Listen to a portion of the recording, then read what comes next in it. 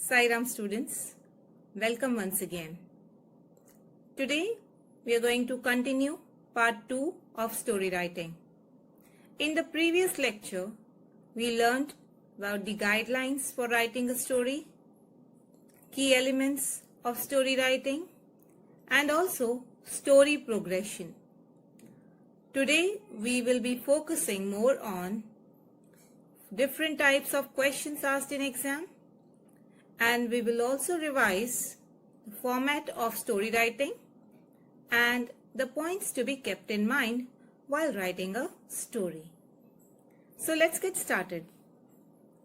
To start with, we learned about the definition of story writing, or what is story writing. Story writing is an art. It is the oldest form of written composition. It is a work of imagination that is written in easily understandable grammatical structure. Okay, so it is an art, an oldest form of written composition, and also a work of imagination. Okay, and story should be written in easily understandable grammatical language. There should be no grammatical errors. The language used should be simple. And what story is? It is basically a narration of real or imaginary events involving real or imaginary characters. Okay, and story needs to be represented in words necessarily. Alright, so moving ahead, let us understand the main elements of a story. The first and the most important one is central character. Central character is a person around whom the story revolves. So, the central character is the focus. Okay, his goals, desires, fears, and worst case scenarios drive the core events of a story. So, the entire story revolves around the central character. The second element of story writing is the theme. The theme is the central insight of the story. Okay, the theme basically is the central idea. Okay, the pivotal element of a story. So, this theme will give the reader a deep understanding of the story. Okay, it will give a deep understanding, an accurate understanding of what this story is about. The next important element is setting. The time and place where the story takes place is the setting. Okay, so the background of the story is where is the story being set up? Is it a village, a circus, a school, or a forest? Okay. So the time and place where the story takes place is known as setting. Plot. Now, plot of the story is the sequence of the events happening in the story. So what it means here is, plot describes the events that make up a story or the main part of a story. These events relate to each other in pattern or sequence. Alright, so you need to keep in mind all these 4 points while writing a story. Moving ahead, there are some points to be kept in mind while developing a good story. Number 1, focus should be on a single incident. When you are writing a story, you should focus on a single incident. If you involve 2 to 3 incidents together, the story will become confusing. The reader will get confused. Okay, so while writing a story, describe a single incident at a time. Always use past tense while writing a story. Past tense is writing your story with the view that these events have already happened in the past. Okay, hence it has to be written in past tense. Number 3, frame the story keeping in mind the central characters. So frame your story. As I said earlier, the central character, the main character. Okay, the entire story revolves around this central character. So the story should be written keeping in mind the central character and not the secondary or supporting characters. Fourth point to be kept in mind is climax of the story. Okay, the end of the story. Climax of the story should be clear and satisfying. So the end of the story, it should not be the story should not come to an end in a haphazard manner. You need not end a story hurriedly. Okay, so it should be satisfying. It should be clear to the reader that the story has come to an end. The next important point to keep in mind is make simple and innovative use of language. Okay, make simple language make use of simple language that is easy to understand. Add twists and turns to develop readers' interest. Of course, you need to create some mystery and some incidents that will develop the interest of the reader. Okay, some twists and turns will make your story interesting. Give title to your story. Very, very important. Even if it's not given in the question, still you have to give a title to your story. And the title mainly depends upon the central character or some incident or a message that you want to convey through the story. The next point is stick to the word limit of 150 to 200 words. Do not exceed the word limit. Also, if it's given that the word limit is 150 to 200, do not reduce it to 50 or 100 words. Okay, so you need to stick to the word limit. Make sure the story has a moral or message. Okay, make sure that the story has a moral or message. In every story, you have to write the moral or the message. Okay, so just like title is compulsory for your story, similarly, writing a moral or message for your story is also equally important. Now, with this, so the next topic that we have here is format or structure of story writing.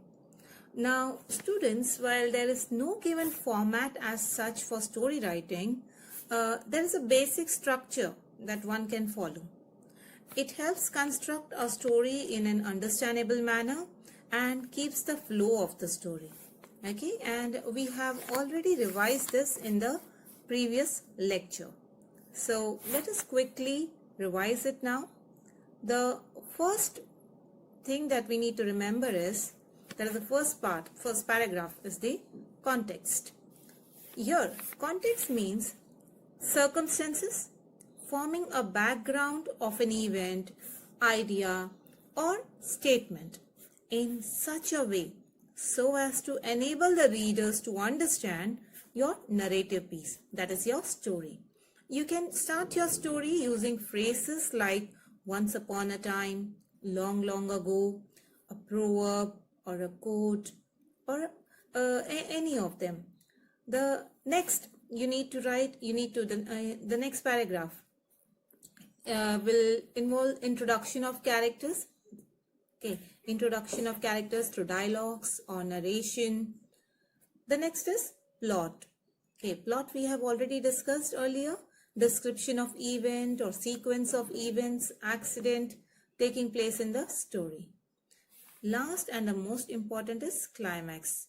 That is end of the story. The end of the story should be satisfying and it should relate to the story. With this, we come to an end of the format or structure of the story. Moving ahead, now let us go through the various types of questions. Okay, so the first type is where you are given the beginning or middle of the story. Students are required to complete it on their own using their imagination and supply a suitable heading to it. Okay, so you have to complete a story. The question is given and you need to complete it using your own imagination and provide a suitable title. If you notice in the question, over here, let me read out for you. It was raining heavily. The street lights had gone off, and I was returning. Complete the story in 150 to 200 words. Also give an appropriate title to it. So in this question, it has been asked to give a title and complete the story in 150 to 200 words. It's not mentioned to write the moral or message that you get from the story. However, it's equally important to write moral or the message that you get from the story, just like the title. Now, here in the story, it was raining heavily, the street lights had gone off, and I was returning. So what happened next? So students, your story should begin with these lines, the lines which are given here in the question. Okay, and then with your own imagination, you can continue the story further. There can be, you can describe an incident that happened while you were returning home. Okay, it can be like you met some strangers, or maybe you helped someone, or maybe you met with an accident. So all these things can be described here. And do remember, your story should be within 150 to 200 words. The next question is, write a story with the ending. So earlier in the first question we have seen the beginning is given, while the second question over here, so you have to write a story with the ending. From that day onwards, I never went out alone. Okay, so ending is given, but here you are also provided with the hints. Use the following hints. Visit to your friend's house. Follows deserted place. Cool and calm place. Palms were sweating. Suddenly followed by a ghost. Need help. Story told by ghost about her accident. Screamed. Fainted back home. Fever for 3 days. Unforgettable experience. So students, here along with the ending lines, hints are also provided, which makes it much easier for you to write a story. Do remember, follow the sequence and follow the hints given in the story. Do not deviate from the hints given. However, you can use your own imagination and creativity while developing your story. Moving ahead, the next type of question is, hints of the story are given, and the student is required to elaborate the hints and shape them up into a complete story, providing connectivity. Right, so here only the hints are given, not like the earlier one, where the ending lines are given plus the hints are given. Once a king had a minister. It was the habit of the minister to always say, "It is all for the best." Once the king cut his hand. The minister said, "It is all for the best." The king became angry, ordered him to be sent to the prison. I hope students you have heard this story. Okay, and so this is a kind of story which you have been writing since class 4. Okay, hints are given and you are asked to elaborate the hints and shape them into a complete story. And do not forget to write the story in proper sequence so that it provides connectivity. There's one more story over here. Write a story with the help of the given hints in 150 to 200 words. Also give a suitable title. Again, it's not mentioned that you need to write a message or moral that you get from the story. So even that you have to write. A teacher shows three toys to a student. Identical toys, but one has tiny hole in both the eyes. The other has tiny holes in one of her ears and mouth. Last one has only one hole in one of the ears. Teacher explains. 3 types of people. 1 who listens from one ear and removes from another. 2nd, who listens and let others know your issues.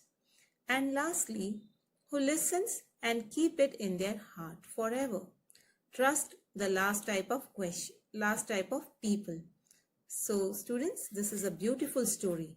Okay, and you can write a very nice moral, or you can write a good message that you derive from the story. Okay, again, hints are given, and it's very easy for you to write a story based on the hints.